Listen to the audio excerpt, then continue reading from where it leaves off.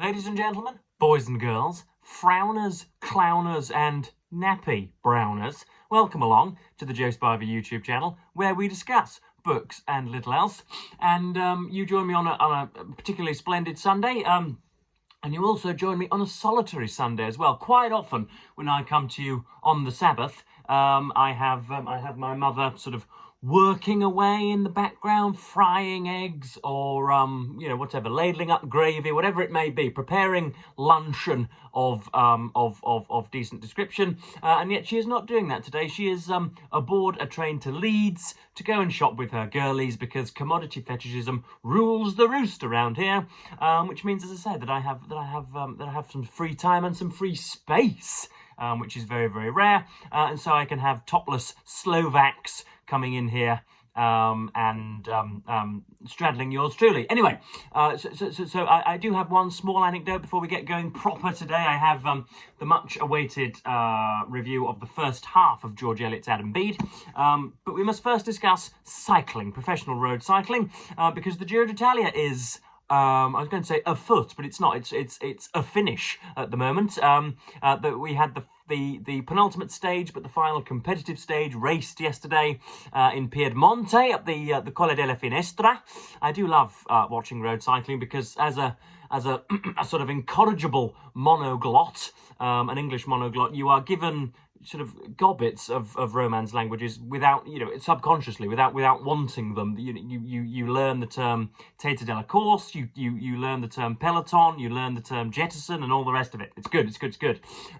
But we were going up the Colle della Finestra yesterday, and 5 years ago, on that exact climb, a small Englishman from Bury by the name of Simon Yates lost 40 minutes, which even for the least informed cycling fan will seem a large gap, and it is a jolly large gap. That is enough to lose a race in one day. And Chris Froome, the rider of his generation, tore through the bunch, and as I say, it took 40 minutes from Simon Yates, and it has been that has been chronicled and over chronicled and much overdone in the years since. And Simon Yates has been something of a sort of post of ridicule as a result, because he was looking great for it. 3 weeks in Italy, and then all his chances were dissembled in the space of about 3 or 4 hours on gravel roads. And yesterday, Simon Yates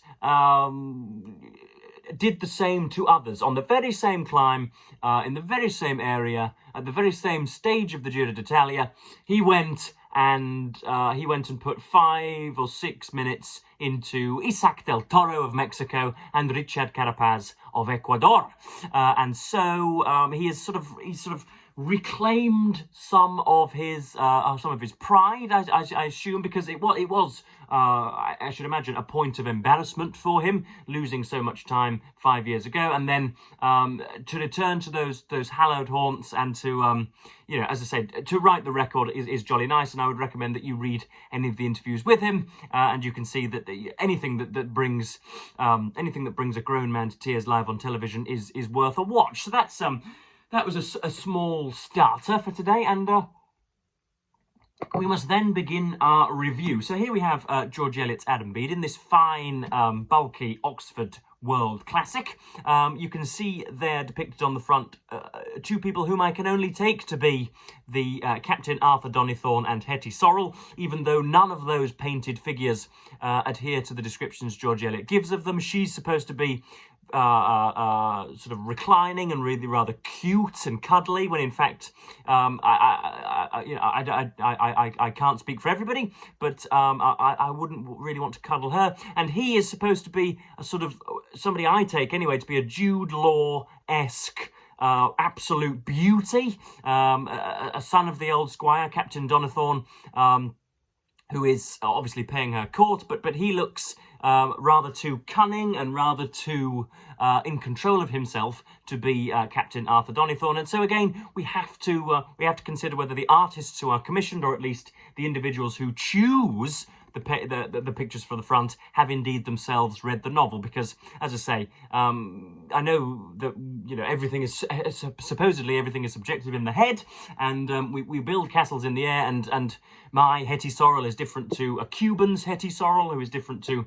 an Irishman's Hetty Sorrel, but that shouldn't be anybody's Hetty Sorrel, given the adjectives which are laid out on her behalf, nor is that Captain Arthur Donnithorne. But that's enough pictorial criticism for now. But this was a novel released in, I think, 1859, first published in 1859, and it is the second of George Eliot's books, I think I'm right in saying, though I could be wrong. I haven't checked the oeuvre in preparation for this video, though I should have done. But you have this, and you have the pre-Middlemarch novels, essentially. You have Felix Holt, you have Romola, you have Silas Marner, and this is another one of those pre-Middlemarch novels, where she's essentially currying her greatness, and then she will spoon it out later in Middlemarch. But yeah, this is every bit as grandiose, every bit as grand, every bit as panoramic, I suppose, every bit as pleasurable and luxurious in its descriptions, if slightly less gainly. It's a little bit ungainly, this novel. It goes on rather too much in a Dostoevsky way about religion, with a Methodist preacher by the name of Dina Morris, who is, again, sort of small, retiring, rather meek and rather mousy, but you know, has the word of God on her lips and is therefore revered the region wide. It goes on rather too much about God and doesn't have a recognisably evil character either. You have in Bulstrode, in Middlemarch, you have, as I say, a recognisably evil character, somebody whose face we can thwack with all of our moral righteousness. There is not quite a character in here. There are people in whom we are disappointed. So you have Adam Bede's mother, Elsbeth Bede, who is a sort of, again, a slightly erratic, slightly lugubrious, slightly sun-effacing individual. She effaces both Adam Bede and Seth Bede. Worth noting again that Adam Bede is a strong and bemuscled individual. He is a carpenter who creates frames for people, and, you know, if ever you've got a trinket at home that needs faffing with of a Saturday afternoon, it's Adam Bede you go to. He is venerated amongst the small village of Hayslope, the sort of the Midlands town in which this novel is set. And again, he is nodded to, and he is a member of the community, and most mothers think that, take Adam Bede to be a wonderful husband for their daughters.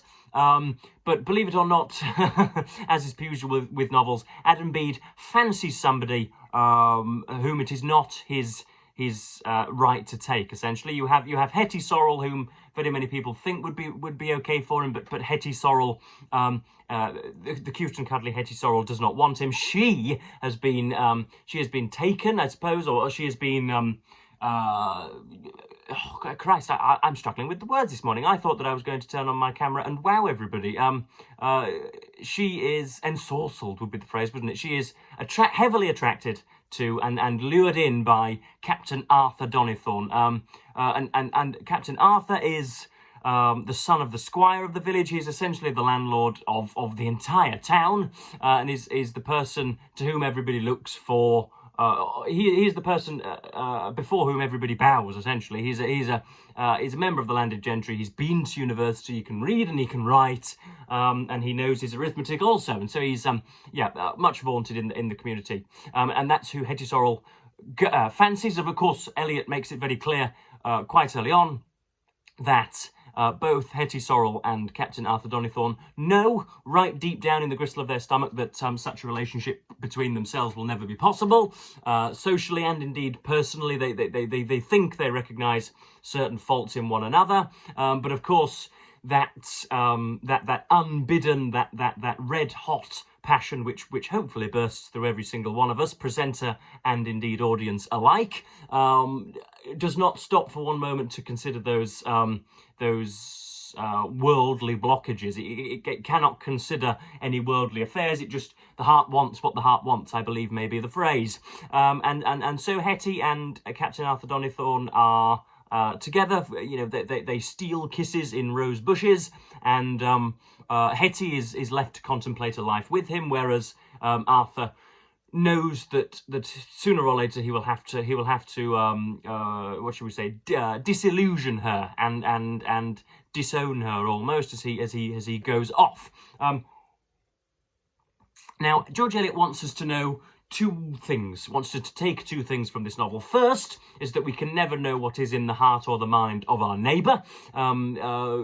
Multifarious are the occasions in which in this book person A speaks to person B, person A believing that they know every single moral and sort of pensive sinew of person B, knowing everything about them, only to be told by our ethereal goddess above, George Eliot, that they are in fact operating under false illusions. And secondly, that normal people, ordinary people, those who have 2.4 children and a 9-to-5 and earn their wages via the grease of their elbow rather than the flamboyance and the suavity of their minds, are just as good as those educated individuals, and that we'll cite a particularly strong passage later in favour of this, but much like right at the end of Middlemarch when she's talking about those individuals in unvisited tombs, she wants to lift up the unrecognised and to say almost, which is I think a vital message for the 21st century, that just because your name is not in lights, and just because you do not have a fluttering oeuvre behind you, just because you do not have school mistresses and pupils parroting your sonnets 200 years after your death, that does not mean that you have not lived a meaningful life. Those are the two moral messages, if indeed we're seeking one. Those are the two that I can discern throughout here. And I am, as I say, probably 2/3 of the way through, 300 pages into a 450-page novel, and Adam and Arthur have just had their first confrontation. Adam has just found that Hetty and Arthur are, you know, quite possibly up for it, and that if he doesn't intervene, you know, sort of moods will be lifted and hearts broken and norms shifted or whatever. So Adam Bede is, you know, he engages in a wrestle with Captain Arthur, and we move on from there. So we don't know just what's going to happen as a result. Adam is trying to, again, disillusion Hetty. Is trying to let her down nicely, whereas Captain Arthur, though he is a moral man, would quite like to just run off with his tail between his legs. And so there we are. A note on the style, first of all. Now, I hope a great deal of that is conveyed in the passages that I've chosen, but it has, you know, it's sort of the pupating, as I said in my earlier video, it has a pupating mastery which Middlemarch will weaponise fully. You can see the germinating brilliance there, and yet I think it is a little bit ungainly, as I say. I think it's less focused and more likely to be idiomatic, and of course uses, I can't believe I nearly forgot to mention this, it uses I dialect for the provincial individuals. So Adam Bede and Seth Bede and Elsbeth Bede and Matthias Bede, his father, and the Poysers with whom Hetty Sorrel lives, and whom Dina Morris regales with her religiosity. All of those individuals, all of those crop yielders, and all of those scythers in fields have their language abbreviated, so that if they have a proper northern accent, that is shown in the book, and I think indeed it's rather tiresome. George Eliot could have saved herself and us readers an awful lot of trouble if she had just said, Miss Bede, because she has not been, by dint of the happenstance of her geography and her birth, and because she has not been to school, she speaks with a provincial accent. Then the reader could imagine the provincial accent as indeed they are reading her dialogue. They do not need to be flummoxed and to flail and to bound about amongst all of the apostrophes and all of the commas and all of the ungainly dashes. It really does obstruct matters when you can hardly read anything. Thomas Hardy does that quite a lot in Test of the D'Urbervilles, and I remember that irking me as well. But we do have very many sections to read out, and I must get on with it, if indeed the rest of my Sunday is to be enjoyed. First of all, we have a look at the religiosity of Dinah Morris. She's the Methodist preacher who doesn't feature too heavily in the first half, but I sense will feature more prominently in the second half. She is, again, sort of not as attractive as Hetty Sorrel, but she has the glamour of reverence and religion behind her, and yeah, is capable of changing minds at the stump. She gathers quite a lot of people in the centre of the town and gives God's word and acts as the Almighty's mediator, fraudulent though that may be. But yeah, we have the first. This is the type of stuff she comes out with. "Dear friends," she said at last, "brothers and sisters, whom I live as those for whom my Lord has died, believe me, I know what this great blessedness is, and because I know it, I want you to have it too. I am poor like you. I have to get my living with my hands, but no lord nor lady can be so happy as me if they haven't got the love of God in their souls. Think what it is, not to hate anything but sin, to be full of love to every creature, to be frightened at nothing, to be sure that all things will turn to good, not to mind pain because it is our Father's will, to know that nothing, no, not if the earth was to be burnt up or the waters come and drown us, nothing could part us from God who loves us and who fills our souls with peace and joy, because we are sure that whatever he wills is holy, just and good." Now, of course, poor Dina Morris has absolutely no idea what God's will is, because the man is capricious and callous and openly contradictory at nearly every page. George Eliot places religion as an opiate for the masses in here, I do believe. Having read a biography, she dissociated herself from religion at great sort of filial risk.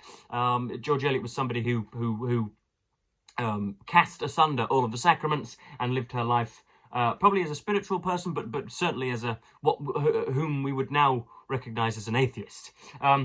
Next up, we have the complexity of Adam Bede's character and the reverence he has for religion, but also the undying and rather heartening scepticism that he has also. So this is how George Eliot draws her characters beautifully. Again, this sort of nuance and this sort of very well-rounded description of an individual is lost in the 21st century because of apathy and inattention, but there we are. This is our first entry into Adam Bede. Adam was not a man to be gratuitously superstitious, but he had the blood of the peasant in him as well as of the artisan, and a peasant can no more help believing in a traditional superstition than a horse can help trembling when he sees a camel. Besides, he had that mental combination which is at once humble in the region of mystery and keen in the region of knowledge. It was the depth of his reverence, quite as much as his hard common sense, which gave him his disinclination to doctrinal religion, and he often checked Seth's argumentative spiritualism by saying, "Hey, it's a bigger mystery, thee knowest but little about it." And so it happened that Adam was at once penetrating and credulous. If a new building had fallen down and he had been told that this was a divine judgment, he would have said, "Maybe, but the bearing of the roofs and the walls weren't right, else it wouldn't have come down." Yet he believed in dreams and prognostics, and to his dying day he bated his breath a little when he told the story of the stroke with the willow wand. We hear earlier on in this section that there's some noise being heard which Adam cannot explain. "I tell it as he told it, not attempting to reduce it to its natural elements. In our eagerness to explain impressions, we often lose our hold of the sympathy that comprehends us." There you can see how it is momentarily magnificent, but then also quite difficult to follow. Even completists of George Eliot, even paid-up members, even sort of unbridled idolaters of George Eliot, such as myself, must admit that she is rather vague sometimes, and she can let her spiritual explications run away with herself, such that you become completely unmoored in every single section. But thankfully she does temper that quite a lot in here. Next up we have a description of Arthur Donnithorne, who is the county squire, who is the one wooing Hetty, only for his own good and not for the good of herself. He does it because he quite likes to inspire jitters in others, and here we have his his moral stance put to us. You perceive that Arthur Donnithorne was a good fellow. All his college friends thought him such. He couldn't bear to see anyone uncomfortable. He would have been sorry even in his angriest moods for any harm to happen to his grandfather, and his Aunt Lydia herself had the benefit of that soft-heartedness which he bore towards the whole sex. Whether he would have self-mastery enough to be always as harmless and purely beneficent as his good nature led him to desire was a question that no one had yet decided against him. He was but 21, you remember, and we won't inquire too closely into character in the case of a handsome, generous young fellow who will have property enough to support numerous peccadilloes, who, if he should unfortunately break a man's legs in his rash driving, will be able to pension him handsomely, or if he should happen to spoil a woman's existence for her, will make it up to her with expensive bonbons, packed up and directed by his own hand. There we can see there how what should we say, how pitfalls and all other difficulties can be assuaged by riches. Next up we have, in fact I'm not even going to read that section out because it's far too long, but I did want to, but I'm already tiring and for some reason feel as if I might be getting an early headache, which isn't very good. But yeah, I would, exasperated though I may sound, I would recommend this book. I don't know, I've taken a turn for the worst. I feel as if I'm perimenopausal. I've just got a terrible hot flush. Wouldn't it be brilliant if I just suddenly collapsed on camera? I do not feel brilliant at all, but we shall press on. Yeah, I will recommend this because whilst it isn't very stately, it has that that rabid genius of which George Eliot was only capable.